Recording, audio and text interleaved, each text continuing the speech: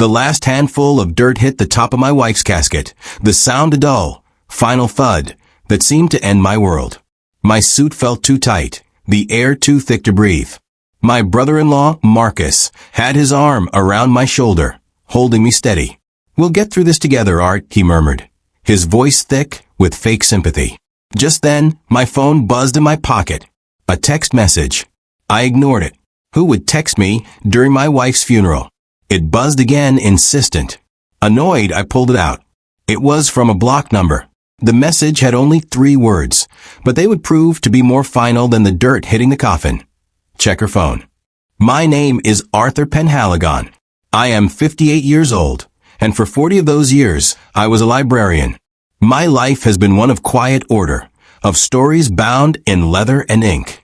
My greatest story, my entire world, was my wife of 35 years, Clara. We had just started our retirement. We had plans. We were going to travel, to see the national parks, to finally read all the books we never had time for. 2 weeks ago, that story came to a sudden, violent end in a car accident on a rainy highway. Now I was standing in a graveyard, a widower, a man whose final chapter had just been torn out of the book. The text message felt like a cruel joke, a sick prank. I shoved the phone back into my pocket, the words burning a hole in my grief. I tried to focus on the faces around me, the friends and family offering their sad, empty words. She was a wonderful woman. She's in a better place. Marcus, Clara's younger brother, was the most supportive of all. He was the one who had handled all the arrangements, the one who stayed by my side, a rock in the storm of my sorrow. I leaned on him, completely unaware that he was the reason my world had collapsed in the first place. Clara's death was a freak accident, the police said. A single car crash on her way to visit a friend. The roads were slick, visibility was poor. It was just a horrible, tragic accident. She was gone in an instant. There was no time to say goodbye, no time to say, "I love you" one last time. The suddenness of it was a physical blow, leaving me gasping for air in a world that had suddenly lost all its color. I thought the pain of her loss was the worst thing I could ever feel. I was so wrong. The worst pain was yet to come. That night, our house was a silent tomb. Every object was a memory, every shadow a ghost. Her favorite reading glasses were still on the nightstand. Her half-finished cup of tea was still on the coffee table. Her scent, a mix of lavender and old books, still lingered in the air. I walked through the rooms of our life, my heart a hollow, aching void. I found her purse on the hall table, exactly where she'd left it. I opened it to find her wallet, her keys, and her phone. The text message from the funeral echoed in my mind. Check her phone. What would you do? If you were standing in the ruins of your life, grieving the person you loved most in the world, would you listen to that anonymous, poisonous whisper? Would you violate their memory, their privacy, on the word of a stranger? Tell me in the comments, because in that moment, I was torn in two. Part of me wanted to throw the phone against the wall, to shatter the source of this cruel temptation. But another part, a small, cold seed of doubt, had been planted in the barren ground of my grief. And it was beginning to grow. I fought with myself for an hour. It felt like a betrayal. Clara and I had no secrets. Or so I believed. But the text message was an open loop, a question that demanded an answer. With trembling hands, I picked up her phone. The lock screen was a picture of us on our last anniversary, smiling, happy. A wave of guilt washed over me. But I had to know. I typed in the passcode, our anniversary. 0-8-1-5. The phone opened. I was in. I felt like a trespasser, a thief in my own life. I started with her texts. At first, it was all normal. Messages from friends, appointment reminders, notes to me. My guilt deepened. This was a mistake. Then I saw a folder on her home screen labeled Our Future. I thought it was Our Retirement Plans. I opened it. It wasn't an app. It was a hidden, password-protected messaging program. My heart started to pound. I guessed the password. Marcus. It opened. And my world ended for the second time in 2 weeks. It was a thread between her and a contact named M. The messages were a torrent of secrets, of lies, of a 5-year-long affair. They weren't just lovers, they were partners. I scrolled with a sickening, horrified fascination. They mocked me, my quiet life, my predictable love. They had plans, a whole new life they were about to start together in another country. Then I saw the messages from the day she died. Her last text, sent just minutes before the crash, was to him. The transfer is complete. Our entire nest egg is in the offshore account. I'm on my way. Our new life starts tonight, my love. I dropped the phone. What money? What account? With a feeling of pure dread, I opened my laptop and logged into our joint retirement account. It was empty. Every dollar, every cent from 40 years of careful saving was gone. Over $2 million. My grief, my sorrow, my heartbreak, it all vanished in an instant, burned away by a white-hot, volcanic rage. The woman I had just buried wasn't the love of my life. She was a thief who had died running away from the scene of her crime. I picked up her phone again, my hands shaking with fury. I went to the contact for M. I had to see his face. The profile picture loaded. It was a smiling selfie. My blood turned to ice. It was Marcus, my brother-in-law, the man who held me as I cried, the man who was a parasite eating my life from the inside out. And in that moment, I knew that Clara's funeral wasn't the end. It was the beginning of his. For a long moment, I couldn't breathe. The smiling face of Marcus on Clara's phone screen seemed to mock me from beyond the grave. My brother. The man I had shared holidays with for 35 years. The man whose shoulder I had just cried on. The grief I felt at the cemetery was a clean, simple pain. This new feeling was a filthy, complicated poison, spreading through my veins, turning my heart to stone.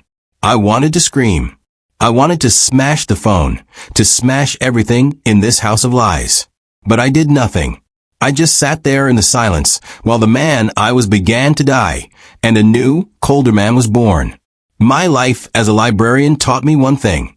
Every story has a beginning, a middle, and an end. I had been living in a fairy tale, and I had just discovered the horrifying twist. Now, it was my turn to write the final chapter. My mission was no longer to survive my grief. It was to find the $2 million they had stolen from me, and to make Marcus pay for every single lie. But how does a retired librarian fight a monster like him? I didn't have weapons or spies. I had only my mind, my patience, and a lifetime of knowing how to follow a trail of evidence. The hunt had begun, but a question lingered, an open loop that I couldn't close. Who sent me that text? It was a block number. This person knew about the affair. They knew about the phone. They had waited until the most dramatic, painful moment of my life to send their message. Were they trying to help me, or were they just enjoying the chaos? Was it an enemy of Marcus, or another victim? This anonymous ghost was a player in the game, and I had no idea whose side they were on. For now, they were a mystery I had to put aside. My mind started replaying my life, searching for the clues I had missed. I remembered a vacation we all took to a lake house 5 years ago, right when the affair started. I thought it was a wonderful trip. Now I see it for what it was. I see the secret smiles Clara and Marcus shared across the dinner table. I see the way they would both volunteer to go into town for groceries, taking hours to return. I see the late-night walks they took, supposedly to catch up. They were hiding in plain sight, and I, the trusting fool, was their cover. Have you ever looked back on a happy memory and seen the ugly truth hiding in it? I needed a starting point, a thread to pull on. I started where I was comfortable, research. I went through every box of old photos, every stack of letters, every financial document in the house. I was looking for a crack in the perfect facade of their lies. In a box of Clara's old college memorabilia, I found it. A single, folded bank statement from 6 years ago. It was from a bank I didn't recognize, for an account in her name only. On it was a single transaction, a $50,000 payment to a company I'd never heard of, Oak Ridge Holdings. This was it. My first clue. The urge to pick up the phone and confront Marcus was a fire in my gut. I wanted to scream at him, to hear him confess. But my new, colder self knew that would be a foolish mistake. He would deny everything. He would lock down the money, move it somewhere I could never find it. He would use my anger against me. No, I had to play his game. I had to continue to be the broken, grieving widower. I had to wear my grief like a mask, hiding the hunter underneath. What do you think is harder, showing your anger or hiding it? The next morning, he called. "Hey, Art buddy," he said, his voice dripping with false concern. "Just checking in on you. It's going to be a tough few weeks." The word buddy made my blood boil. "I'm okay, Marcus," I lied, my voice quiet and weak, just trying to process everything. Then he made his move. "Listen," he said, "when you're ready, I can come over and help you with Clara's paperwork, her finances. You shouldn't have to deal with that alone." He was fishing. He was trying to find out if the fish was on the hook. I took the bait. "Thank you, Marcus," I said, my voice cracking with fake emotion. "That would be a big help. I don't know where to even start." I had to let him get close. I had to let the wolf believe he was still in charge of the sheep. After we hung up, I turned to my laptop, my heart pounding with a grim new purpose. I typed the name of the company from the bank statement into the search bar. Oak Ridge Holdings. I needed to know what it was. The search results loaded. It was a shell corporation, as I suspected, registered in the Cayman Islands. A classic way to hide money. But the search also brought up the public registration documents. I clicked the link, my eyes scanning the page for the list of company directors. I expected to see Marcus's name there, the final confirmation of his crime. But his name wasn't there. I read the name of the sole director of the company, and the air left my lungs. The director was listed as Thomas Albright. Thomas Albright. That was my father-in-law's name. Clara and Marcus's father. A man who had died 10 years ago. This wasn't just a 5-year affair. This wasn't just my wife and her brother. This was a family conspiracy, a rot that went back at least a decade, a plan that was put in motion while her father was still alive. My quiet hunt had just led me into a much deeper, darker forest than I had ever imagined. The name on the screen, Thomas Albright, felt like a ghost reaching out from the grave to slap me. My father-in-law. A man who had been dead for 10 years. This wasn't a secret affair between two greedy people. This was a family business.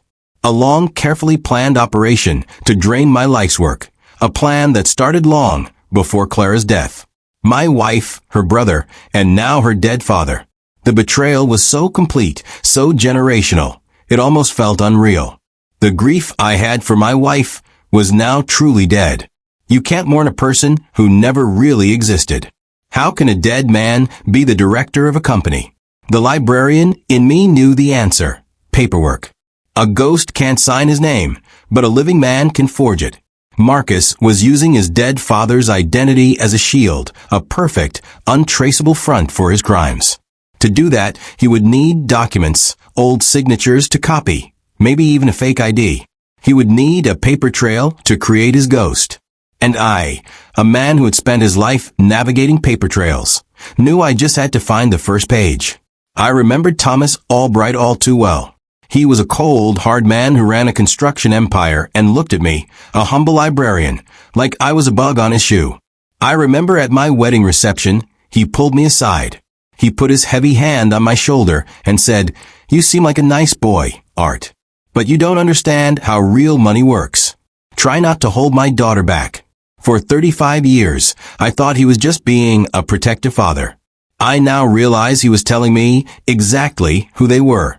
A family that saw my life savings not as a future, but as an opportunity. To catch a snake, you have to invite it into your garden. I called Marcus. "You're offered to help with Clara's paperwork," I said, my voice choked with fake sadness. "I think I need to take you up on it. I don't know where to begin." He agreed immediately, his voice full of false sympathy. He was coming over the next day. The wolf was walking into my house, believing I was still just a helpless, grieving sheep. But he was wrong. I was a shepherd who was now ready to become a hunter. As I was tidying up the house, preparing the stage for my little play, my phone buzzed. It was the blocked number again, the anonymous ghost who had started this whole nightmare. The message was short, another cryptic clue. They used his name for everything. The old house holds a key. The old house. Thomas Albright's house. It had been sitting empty for years, a monument to a man I thought I knew. My mysterious helper was pushing me in a new direction. They were giving me a target. The game was getting more complex with every move. Marcus arrived the next day, a briefcase full of condolences and lies. He sat at my kitchen table, looking through bills, his face a perfect mask of sorrow. "Don't worry, Art," he said, patting my hand. "We'll get this all sorted out." The urge to wrap my hands around his throat was so strong I had to dig my nails into my palm. While he was in the living room taking a loud, important phone call, I saw my chance. His briefcase was on the floor, slightly unlatched. My heart hammered. It was a huge risk, but I had to take it. I knelt down, my hands shaking, and quietly opened the briefcase. I didn't have time to search. I just pulled out my phone and took a single blurry picture of the contents. I saw stacks of official-looking documents, a checkbook for a bank I didn't recognize, and a strange, old-fashioned brass key on a simple ring. Before he came back, I closed the case, my heart about to beat out of my chest. Taking that picture was the most dangerous thing I'd ever done. Do you think it was worth the risk? Or should I have waited? Later that night, after Marcus had gone, I looked at the picture. The documents were unreadable, but I could make out the name on the checkbook. St. Augustine Private Trust. A new thread. But the key was the real mystery. And then the anonymous text came back to me. The old house holds the key. The key in Marcus's briefcase had to be for his father's house. I knew I had to get inside that house. I had my next destination. The next day, I drove to the old Albright estate. It was a cold, imposing mansion, sleeping behind a rusted iron gate. I broke a small window in the back study and let myself in. The air was stale, and everything was covered in dusty white sheets. It was a tomb. But something was wrong. In the center of the dark, dusty study, on a massive oak desk, sat a brand new, top-of-the-line laptop. And it was on. Its screen cast a faint, humming glow in the gloom. Someone had been here. Very recently. I crept closer to the desk. The laptop was open to an email program. My blood turned to ice. An email was on the screen, sent just an hour ago from an untraceable address. The subject line was stark. Final transfer initiated. I read the single line in the body of the email, and my world began to spin. The account will be closed and all funds moved to the final destination within 24 hours. The money. My money. It was about to disappear. Forever. The name on the screen, Thomas Albright, felt like a ghost reaching out from the grave to slap me. My father-in-law. A man who had been dead for 10 years. This wasn't a secret affair between two greedy people. This was a family business. A long, carefully planned operation to drain my life's work. A plan that started long before Clara's death. My wife, her brother, and now her dead father. The betrayal was so complete, so generational, it almost felt unreal. The grief I had for my wife was now truly dead. You can't mourn a person who never really existed. How can a dead man be the director of a company? The librarian in me knew the answer. Paperwork. A ghost can't sign his name, but a living man can forge it. Marcus was using his dead father's identity as a shield, a perfect, untraceable front for his crimes. To do that, he would need documents, old signatures to copy, maybe even a fake ID. He would need a paper trail to create his ghost. And I, a man who had spent his life navigating paper trails, knew I just had to find the first page. I remembered Thomas Albright all too well. He was a cold, hard man who ran a construction empire and looked at me, a humble librarian, like I was a bug on his shoe. I remember at my wedding reception, he pulled me aside. He put his heavy hand on my shoulder and said, "You seem like a nice boy, Art. But you don't understand how real money works. Try not to hold my daughter back." For 35 years, I thought he was just being a protective father. I now realize he was telling me exactly who they were, a family that saw my life's savings not as a future, but as an opportunity. To catch a snake, you have to invite it into your garden. I called Marcus. "Your offer to help with Clara's paperwork," I said, my voice choked with fake sadness. "I think I need to take you up on it. I don't know where to begin." He agreed immediately, his voice full of false sympathy. He was coming over the next day. The wolf was walking into my house, believing I was still just a helpless, grieving sheep. But he was wrong. I was a shepherd who was now ready to become a hunter. As I was tidying up the house, preparing the stage for my little play, my phone buzzed. It was the blocked number again, the anonymous ghost who had started this whole nightmare. The message was short, another cryptic clue. They used his name for everything. "The old house holds the key." The old house. Thomas Albright's house. It had been sitting empty for years, a monument to a man I thought I knew. My mysterious helper was pushing me in a new direction. They were giving me a target. The game was getting more complex with every move. Marcus arrived the next day, a briefcase full of condolences and lies. He sat at my kitchen table, looking through bills, his face a perfect mask of sorrow. "Don't worry, Art," he said, patting my hand. "We'll get this all sorted out." The urge to wrap my hands around his throat was so strong I had to dig my nails into my palm. While he was in the living room taking a loud, important phone call, I saw my chance. His briefcase was on the floor, slightly unlatched. My heart hammered.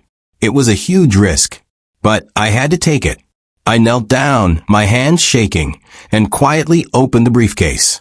I didn't have time to search. I just pulled out my phone and took a single, blurry picture of the contents. I saw stacks of official-looking documents, a checkbook for a bank I didn't recognize, and a strange, old-fashioned brass key on a simple ring. Before he came back, I closed the case, my heart about to beat out of my chest. Taking that picture was the most dangerous thing I'd ever done. Do you think it was worth the risk? Or should I have waited? Later that night, after Marcus had gone, I looked at the picture. The documents were unreadable, but I could make out the name on the checkbook. St. Augustine Private Trust. A new thread. But the key was the real mystery. And then the anonymous text came back to me. "The old house holds a key." The key in Marcus's briefcase had to be for his father's house. I knew I had to get inside that house. I had my next destination. The next day, I drove to the old Albright estate. It was a cold, imposing mansion, sleeping behind a rusted iron gate. I broke a small window in the back study and let myself in. The air was stale, and everything was covered in dusty white sheets. It was a tomb. But something was wrong.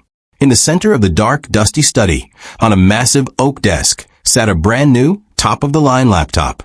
And it was on. Its screen cast a faint, humming glow in the gloom. Someone had been here. Very recently. I crept closer to the desk. The laptop was open to an email program. My blood turned to ice. An email was on the screen, sent just an hour ago from an untraceable address. The subject line was stark. Final transfer initiated. I read the single line in the body of the email, and my world began to spin. The account will be closed and all funds moved to the final destination within 24 hours. The money. My money. It was about to disappear. Forever. Panic, cold and sharp, seized me. 24 hours. In 24 hours, my life's work, my future, everything I had ever saved, would vanish into thin air. I stood frozen in the dusty, silent study, the glow of the laptop screen a countdown timer to my own destruction. My first instinct was to run, to flee from this house of ghosts. But the librarian in me, the quiet, methodical man who had organized information for 40 years, took over. I was not a man of action, but I was a man of facts. And I needed facts, now. I pulled out my phone and began taking pictures of the screen, capturing every detail of the email. I photographed the sender, the recipient, the partial account numbers, and the name of the international bank. As my phone's camera clicked, a tiny green light next to the laptop's webcam flickered on for a single, terrifying second. They saw me. Before I could even process what that meant, the screen went black. A moment later, white text appeared. Remote wipe initiated. Hard drive erasing.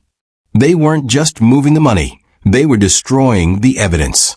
Without thinking, I lunged forward, yanking the power cord from the wall, and fumbling to pull the battery from the back of the machine. The screen died. I was left in the dark, clutching a dead laptop. I fled the house, my heart hammering against my ribs.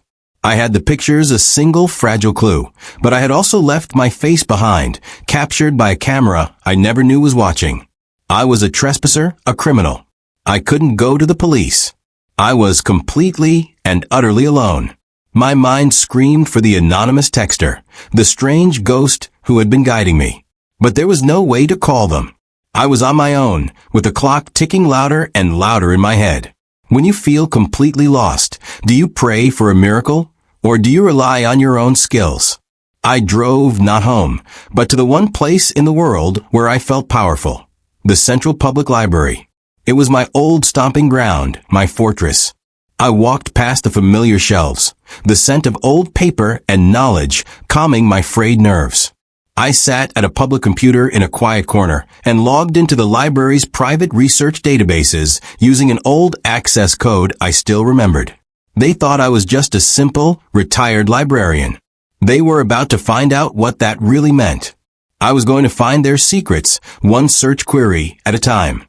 I started with Oak Ridge Holdings. I used the library's powerful financial databases to dig deeper than any public search could. For hours, I found nothing but dead ends and legal walls. The company was a ghost. But then I found it. A single, bizarre transaction from 4 years ago. The shell company had made a one-time charitable donation of $100,000 to a small, local nursing home called Sunset Pines Retirement Community. It made no sense. Why would an offshore account hiding millions be donating to a local nursing home? It was a loose thread. It was a mistake. As I stared at the name on the screen, puzzling over the connection, my phone vibrated. A new message from the blocked number. My blood ran cold as I read the text. They saw you. A photo of your face from the laptop's camera has been sent to the police with an anonymous tip. You are now a wanted man. The trap had sprung. They hadn't just protected their money. They had made me a fugitive. I couldn't go home. I couldn't go to the bank. I was a ghost now, too. A wave of despair washed over me. The 24-hour clock was still ticking. The police were now looking for me. I was trapped, with nowhere to run. What would you do in that situation? Is it better to turn yourself in and hope for justice, or to run and try to clear your own name, even if it makes you look guiltier? I'd really like to know what you think in the comments. I was about to close the computer, to give up, when my eyes fell on the name again. Sunset Pines Retirement Community. A memory, foggy and distant, surfaced in my mind. 10 years ago, when Thomas Albright was dying, he didn't die in a hospital.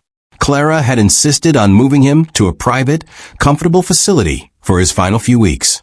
A place where he could be at peace. I had only visited once.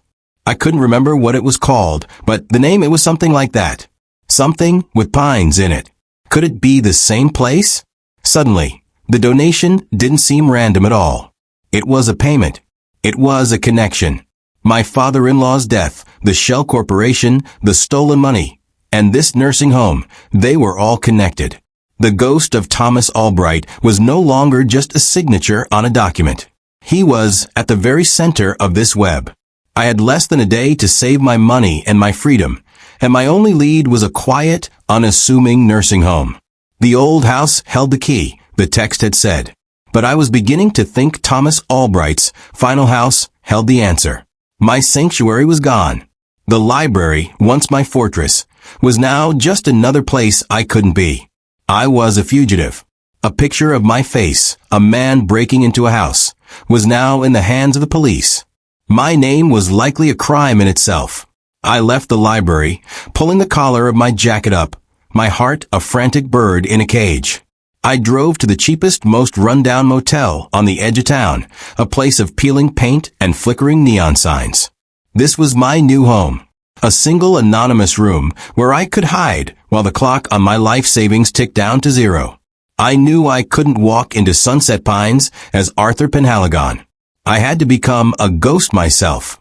In the motel room's grimy mirror, I looked at the face of a man I barely recognized. A tired, scared, hunted man. With a cheap disposable razor, I shaved off the beard I'd had for 20 years. The face underneath looked pale and strange. I bought a pair of non-prescription glasses and a baseball cap from a gas station. My cover story was simple. I was a freelance writer, working on a book about the history of elder care in the state. It was a flimsy disguise, but it was all I had. Sunset Pines Retirement Community looked exactly as its name suggested. Peaceful, serene, the perfect place to spend your final days. But as I walked through its manicured gardens, a feeling of deep unease settled over me. I saw everything through a new, suspicious lens. The polite smiles of the staff felt like masks. The quiet, calm atmosphere felt like the silence of a tomb filled with secrets. This beautiful place, this supposed sanctuary, felt like the headquarters of the conspiracy that had destroyed my life. I was walking into the lion's den, disguised as a sheep. My first attempt was a failure. I went to the front desk, gave my writer story, and asked to see administrative records from 10 years ago, specifically around the time Thomas Albright was a resident. The receptionist was polite but firm. "I'm sorry, sir, but all of our resident records, past and present, are strictly confidential. I can't help you." It was a dead end. The paper trail I was so good at following was locked away behind a wall of privacy laws. I was a librarian without a library, a hunter without a trail. I remember my one and only visit here 10 years ago, a few days before Thomas died. The place felt strange then, too.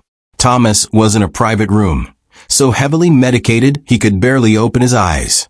Clara and Marcus were there, fluttering around him, managing his medication, speaking to the nurses in hushed tones. They told me they were just making sure he was comfortable. Now I see it differently. They weren't protecting him. They were isolating him. They were controlling the final act of his life. Were they just waiting for him to die? I knew the official records were a dead end. I needed a human record. I needed to find someone who was here 10 years ago, someone whose memory wasn't locked in a filing cabinet. I spent the next few hours walking the halls, talking to staff, looking for a long-term employee. I finally found her in the cafeteria, an elderly nurse with kind, tired eyes, wiping down a table. Her name tag read Gloria. I asked her how long she'd worked here. 32 years, honey, she said with a weary smile. Seen it all. My heart started to pound. This was my chance. I cautiously mentioned my research and brought up the name Thomas Albright. The change was instant. The smile vanished from Gloria's face. A flicker of something, fear, sadness, guilt, passed through her eyes. "I'm sorry," she said, her voice suddenly stiff. "I don't recall that name. I have to get back to work." She turned and walked away, leaving me standing alone. She was lying. I knew it. But I also knew she was terrified. What could have happened here that would still scare her a decade later? Gloria is clearly scared. If you were me, a wanted man with only hours left, would you push her for answers, even if it could get her in trouble or danger? Or would you respect her fear and try to find another way? It's a hard choice when you're desperate. I was about to leave, defeated, when Gloria walked past me on her way to the kitchen.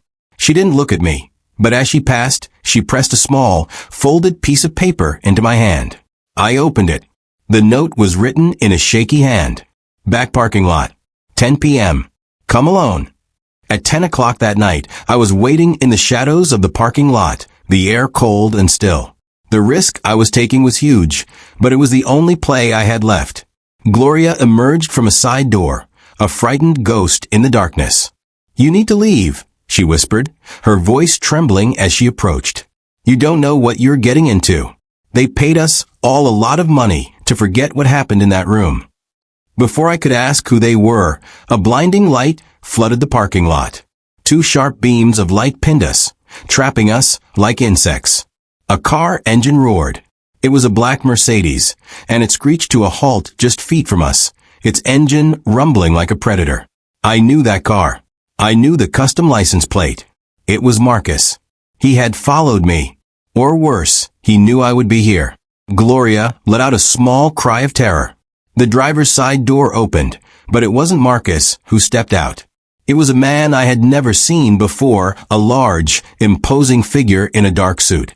He looked at me, then at Gloria, and a slow, cruel smile spread across his face. "Mr. Penhaligon," he said, his voice a low growl. "We were hoping you'd show up." The man in the suit was a wall of muscle and menace. His eyes were cold and empty. Gloria, the nurse, was shaking beside me, her face a mask of pure terror. I, on the other hand, felt a strange, cold calm settle over me. My money was almost gone. The police were looking for me. My life was already over. What more could they do? The man looked at Gloria. "Go home," he said, his voice a low growl. "Forget you saw anything. Forget the name Albright." She scrambled away into the darkness without a backward glance. Then he turned to me. "Marcus wants to see you," he said. "Get in the car." I was a prisoner in the back of my own enemy's car.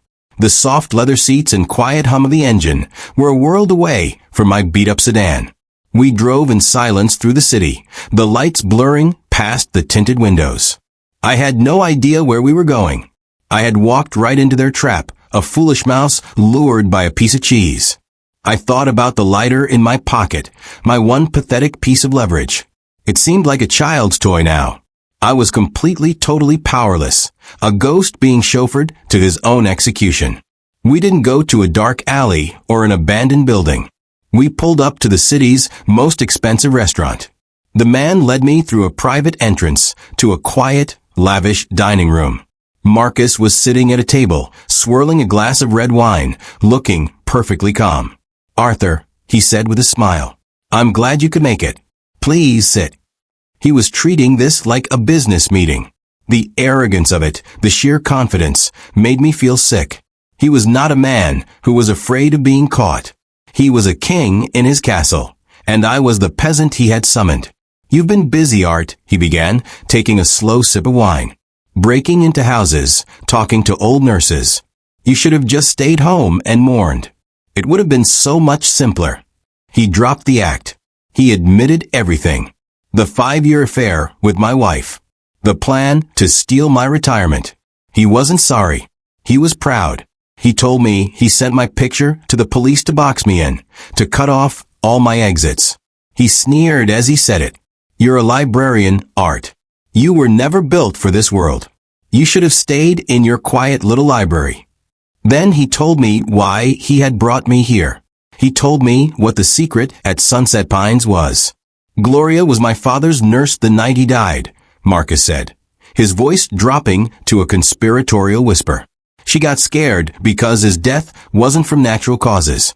He leaned forward, his eyes glinting. My father, in a moment of clarity, realized what Clara and I were planning. He was a hard man, but he had a soft spot for you. He was going to expose us. He was going to ruin everything. We couldn't let that happen. He let the words hang in the air. So, we had to help him along. My blood ran cold. They hadn't just stolen from me. They were murderers. They had killed their own father to protect their plan. The affair, the money, it all seemed so small now. I was in a room with a man who had murdered his own father in cold blood. This is the moment, isn't it? The moment you find out you are not just dealing with bad people, but with true evil. What would you do? Would you let the fear take over, or would it make you even more determined to see them fall? "But we have a problem, Art," Marcus continued, as if discussing the weather.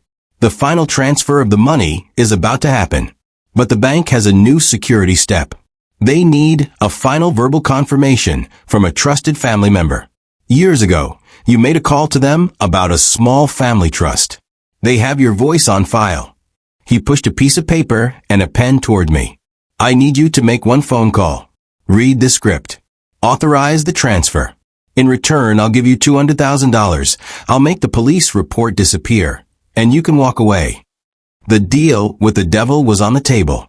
Take a small piece of my own stolen money and let a pair of murderers walk free. Or refuse and end up just like their father. It was an impossible choice. He was offering me a way out, a chance to survive. But I would have to live with the knowledge of what they did and my part in their escape. As my mind reeled, trying to find a third option that didn't exist, my phone vibrated silently in my pocket. It was the anonymous texter. I glanced down under the table, my heart pounding. The message was 3 simple words that changed everything. Say yes. Record. Attached to the text was a small audio file. My hand shaking, I pressed play, holding the phone to my ear as if I were just scratching it. I heard a recording. It was Marcus's voice, from just moments ago, clear as a bell. My father was going to expose us, so we had to help him along. The anonymous ghost wasn't just a guide. They were a witness. They were listening. Right now, a new strength, cold and clear, flooded through me. The fear was gone, replaced by an icy calm.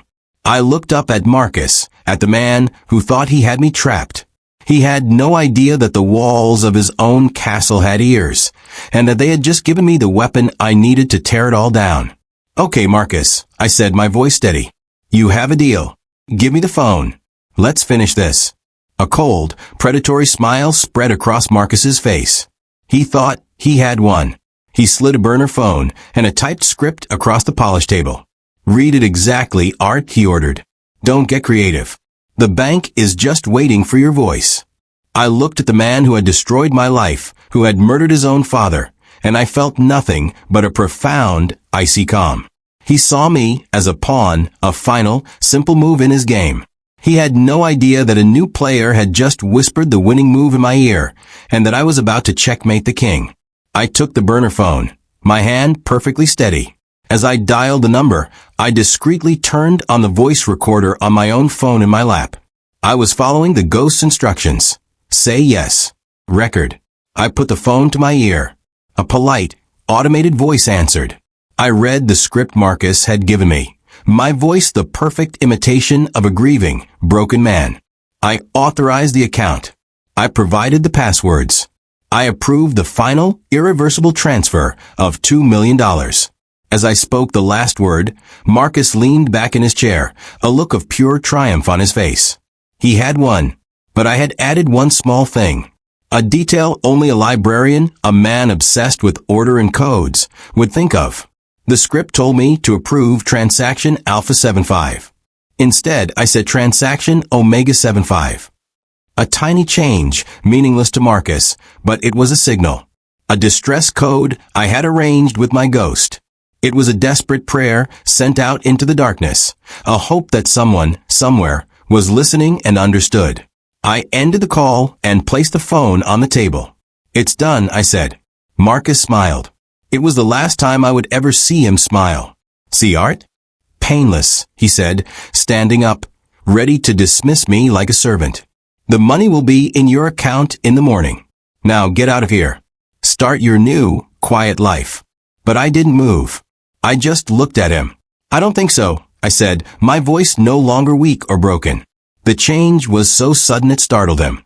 I placed my own phone on the table between us. I pressed play, and his own voice, clear as a bell, filled the silent, expensive room. My father was going to expose us, so we had to help him along. The color drained from Marcus's face. The arrogant smirk dissolved into a mask of pure, horrified shock. He lunged across the table for my phone, but a large hand suddenly clamped down on his shoulder, stopping him cold. The fixer, the silent, imposing man who had brought me here, stood behind him. But he wasn't looking at Marcus with menace. He was looking at me, waiting for my command. The doors to the private room swung open, and there stood Gloria, the terrified old nurse. Except she wasn't terrified anymore. Her face was set with a decade of cold, hard determination. That moment when the villain's face changes from total confidence to pure fear. It's the moment you know the world can be set right. If you had that recording, would you have played it right there and then, or would you have used it in a different way? I'd love to know what you think the best move would have been. Hello, Marcus, Gloria said, her voice shaking with a righteous anger she had held in for 10 years. I've been waiting a long time for this. She was the anonymous texter. She revealed everything. She hadn't just been a nurse. She was Thomas Albright's most trusted friend. He had told her everything about Marcus and Clara's plan. After they murdered him, she had spent 10 years and her life savings trying to find a way to get justice.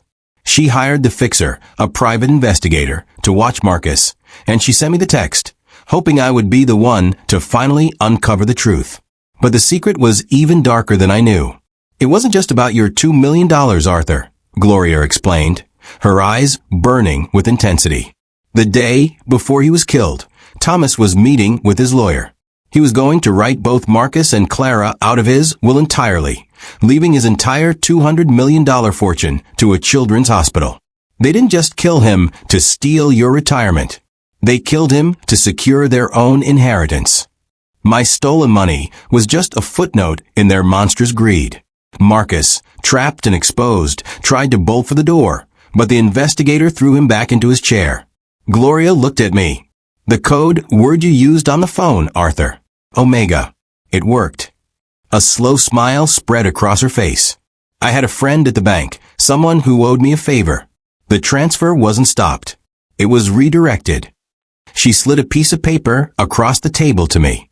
On it was an account number and a routing number for an account at a bank in Zurich. The name on the account was Arthur Penhaligon. The balance was $202 million.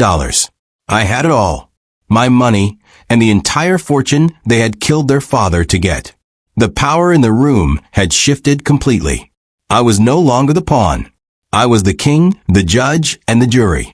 Marcus stared at me, his face a pathetic mess of terror and disbelief. The man who had everything was now a cornered animal with nothing. I looked at the man who had destroyed my life, who had made me a fugitive, who had laughed at my pain. And I leaned forward. Now, Marcus, I said, my voice cold and quiet. Let's talk about your future. Marcus stared at me, his face a pathetic ruin of the arrogant man who had walked in just an hour before. He wasn't a king anymore. He was just a murderer in a nice suit. He started to beg. He pleaded for his life, for a small piece of the fortune. Offer me anything. The man who had shown me no mercy was now begging for it. I held his entire world in my hands. The recording of his confession was on my phone. His father's massive fortune was in my bank account. And the police report that made me a fugitive was a lie he had told. I had all the power, and I had no idea what to do with it. Gloria, the brave nurse who had orchestrated this entire takedown, looked at me, her old eyes filled with a quiet strength. The choice is yours, Arthur, she said.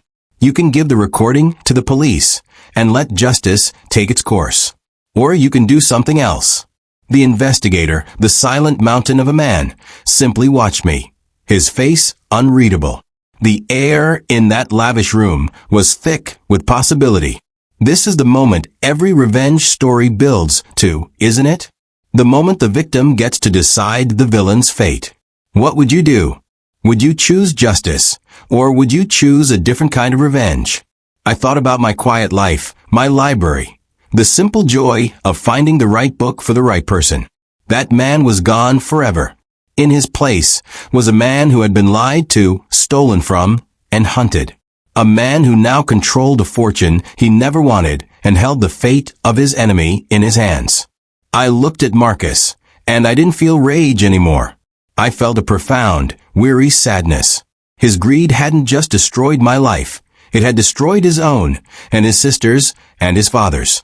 He was a black hole, and he had pulled everyone he loved into the darkness with him. I made my choice. I slid my phone across the table to the investigator. Take him, I said. Give the police the recording. Let the law handle him. Marcus let out a sob as the investigator pulled him to his feet. I didn't want the kind of power that decided a man's life or death. I just wanted my old life back, a life I knew I could never have again. Gloria nodded at me, a look of profound respect in her eyes. You're a good man, Arthur Penhaligon, she said. And in that moment, I almost believed her. But the story wasn't over. There were still loose threads, open loops that haunted me. Clara, my wife, the woman who had set this entire tragedy in motion. She had died in a car crash. A simple, tragic accident. But now, knowing what her family was capable of, I couldn't shake a cold, creeping doubt. Was it really an accident? Or was it something else? Had she been another victim of her brother's ruthless greed? This question, this final, terrible possibility, was a new ghost that would give me no peace. The next morning, I was a free man. And a very, very rich one. The investigator had delivered Marcus and the confession to the police. The false report against me was erased. I was no longer a fugitive. I sat in my quiet, empty house, the house of lies, and looked at the bank statement on my laptop. $202 million. It felt like a number from another planet. I thought about the children's hospital that Thomas Albright had wanted to leave his money to. I knew what I had to do with his fortune. But my $2 million, that was blood money. That was the price of my stolen life. I knew I couldn't move on until I knew the truth about Clara's death. I called the investigator, the man Gloria had hired. I have one last job for you, I said. I want you to investigate my wife's car accident. Every detail. I need to know if it was really an accident. He agreed. While he began his work, I started my own. I went back to Clara's phone, to the secret messaging app. I read through the thousands of messages between her and Marcus, this time not with the eyes of a betrayed husband, but with the eyes of a librarian searching for a clue. I spent days reading their lies, their plans, their cruel jokes at my expense. It was torture, but I had to know. And then, buried deep in a conversation from 3 weeks before she died, I found it. A single, chilling message from Marcus to Clara. The final transfer is almost ready, he wrote. But we have a problem. Art is too stable. He's too healthy. If you just leave him for me, he'll fight, he'll hire lawyers. It'll be messy. We need him to be broken. We need him to be grieving. The words hit me like a physical blow. They hadn't just planned to leave me. They had planned my grief. They had planned my pain. But how? What were they going to do? The open loop was terrifying. What did they mean? We need him to be grieving? Was Clara's death their plan all along? Was she a willing participant in her own demise, just to make my pain more believable? The evil of it was almost too much to comprehend. The investigator called me a week later. Arthur, he said, his voice grim. It wasn't an accident. My heart stopped. The brake lines on her car were cut. Not completely, just enough to fail under pressure on a wet road. It was designed to look like an accident. But there's something else. Something you're not going to believe. He paused, and I held my breath. I found a witness, a truck driver who saw her car go off the road. He said there was another car, a black Mercedes, that seemed to be following her. After she crashed, it pulled over for a moment, and then it just drove away. Marcus's car. So he had killed her too. He had killed his own sister. The final piece of the puzzle clicked into place. But the investigator wasn't finished. The witness also saw something else, Arthur, he said, his voice low.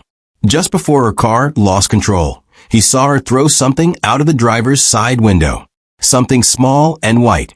A piece of paper? A note? What had she thrown out in her final, desperate moments? The hunt wasn't over. There was one last clue, one final message from my dead wife, lying somewhere on the side of a lonely highway. The investigator's words hung in the air long after the call ended. She threw something out of the window. It was Clara's last act on Earth. A final, desperate message. Revenge against Marcus was complete. He was in a cage where he belonged. But my own heart was still a prisoner.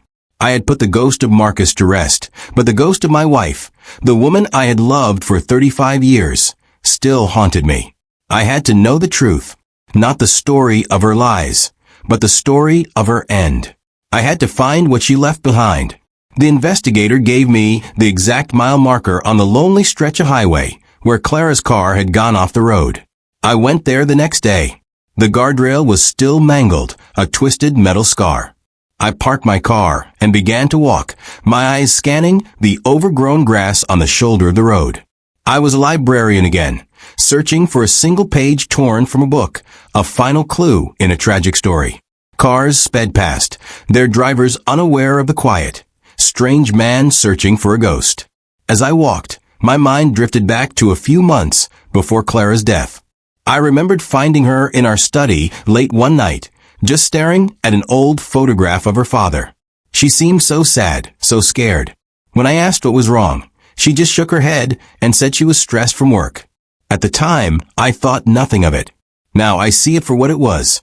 She wasn't just missing her father. She was terrified she was going to end up just like him. She was a prisoner in a cage I couldn't even see. Do you think people who do terrible things are always purely evil?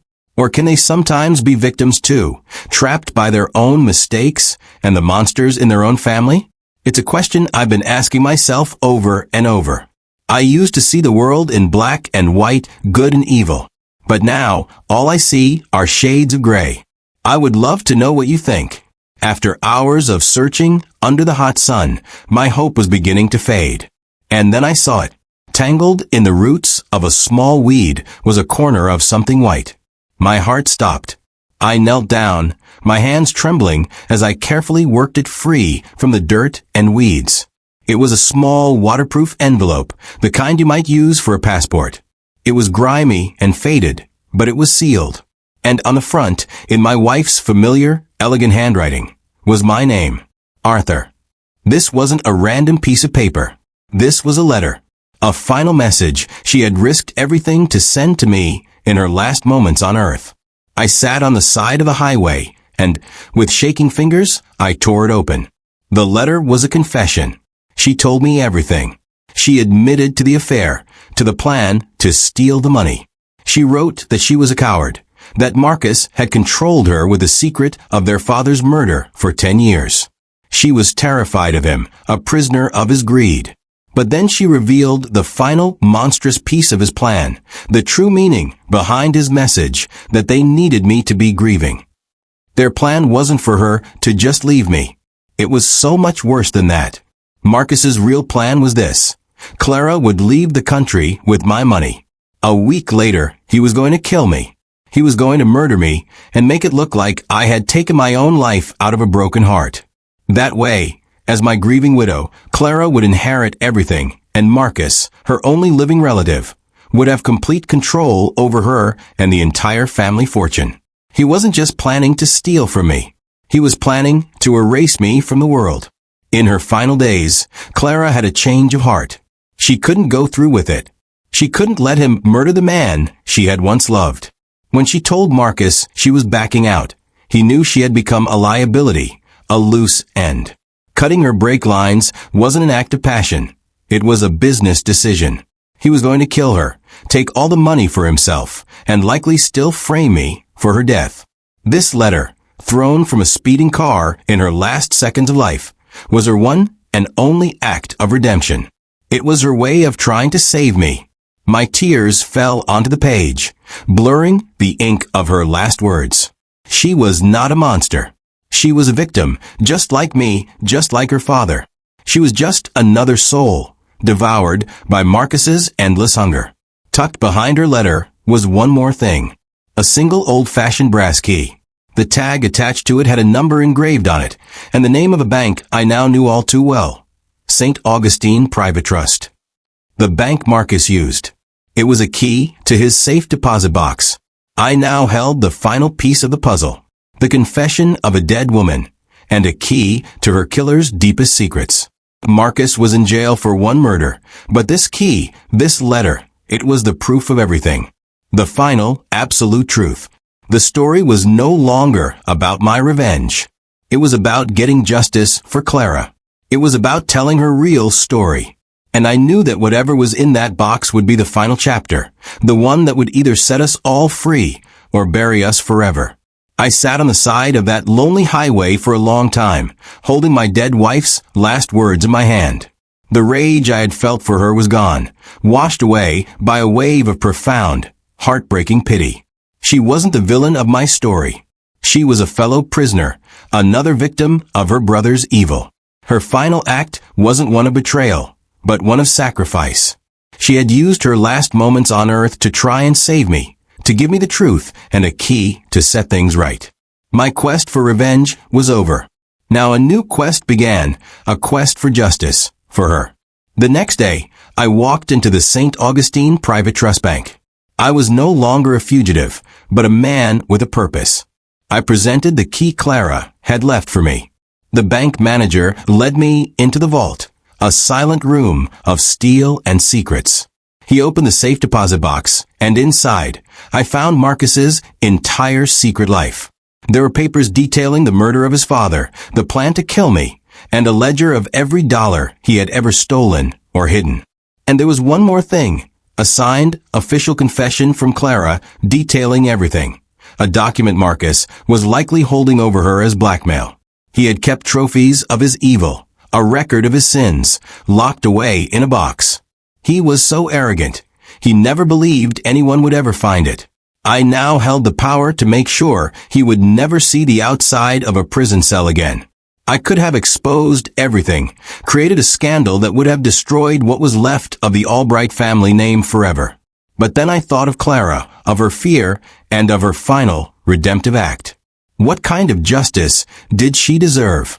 What kind of justice would finally bring peace to us all? I made copies of everything. The proof of Marcus's plan to murder me, and the evidence of him killing his sister, went directly to the district attorney. He would be charged with 2 more murders, ensuring he would die in prison. But I kept Clara's confession and the original letter she had written to me. Those were not for the world to see. They were part of her story, a story that only I needed to understand. Some things, I decided, are not for justice, but for forgiveness. And what about the money? The $202 million sitting in my name? It was a fortune built on lies and death. It felt cursed. Keeping it would feel like I was the last man standing in their evil game. So I honored the wish of the first victim, Thomas Albright. I contacted the Children's Hospital he had wanted to donate to. I transferred his entire $200 million fortune to them, in his name. The cycle of greed that had consumed his family ended with a single act of charity. The money was finally clean. As for my $2 million, the money Clara and Marcus had stolen, I knew exactly what to do.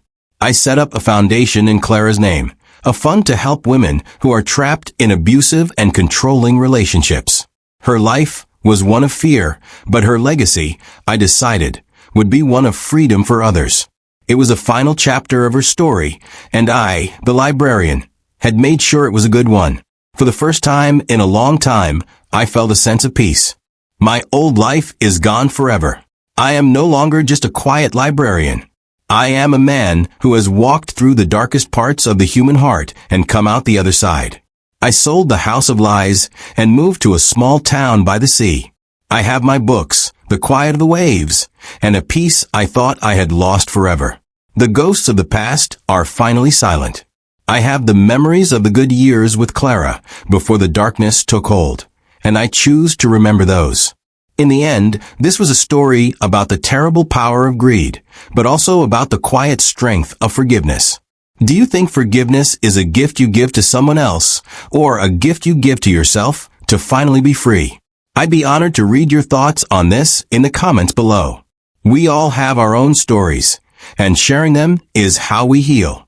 Thank you for being a part of this journey, for listening to this story of heartbreak, betrayal, and final justice.